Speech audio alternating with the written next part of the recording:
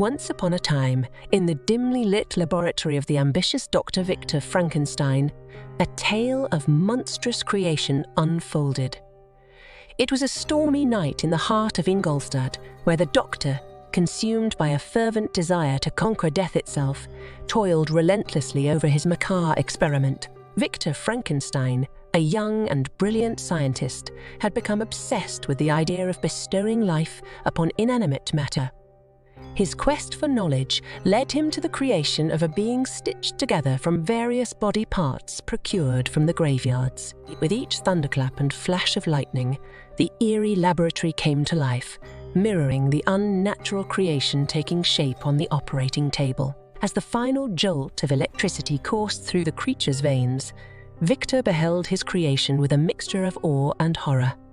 The creature, cobbled together from the remains of the deceased, opened its yellowed eyes and stared into the horrified gaze of its creator. Dr. Frankenstein, realizing the gravity of his actions, recoiled in terror at the monstrous being he had brought into existence. The creature, abandoned by its creator in fear and disgust, embarked on a lonely and perilous journey through the darkened streets of Ingolstadt. Misunderstood and shunned by society, the creature wandered through the wilderness, grappling with its own existence and the rejection it faced from the world. The narrative unfolded through the creature's eyes, revealing its innate humanity and longing for connection.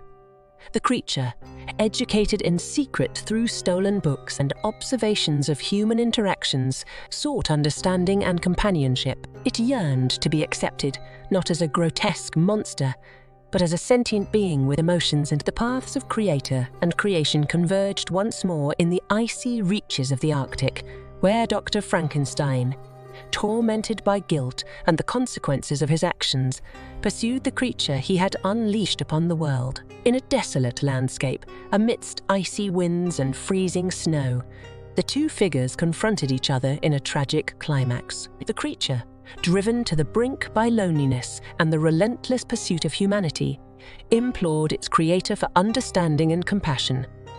Dr. Frankenstein, recognizing the consequences of his arrogance, faced the repercussions of his. In the end, the tragic tale of Frankenstein unfolded as a cautionary narrative of the dangers of playing with the forces of life and death. As the final jolt of electricity coursed through the creature's veins, Victor beheld his creation with a mixture of awe and horror. The creature, cobbled together from the remains of the deceased, opened its yellowed eyes and stared into the horrified gaze of its creator. Dr. Frankenstein, realizing the gravity of his actions, recoiled in terror at the monstrous being he had brought into existence.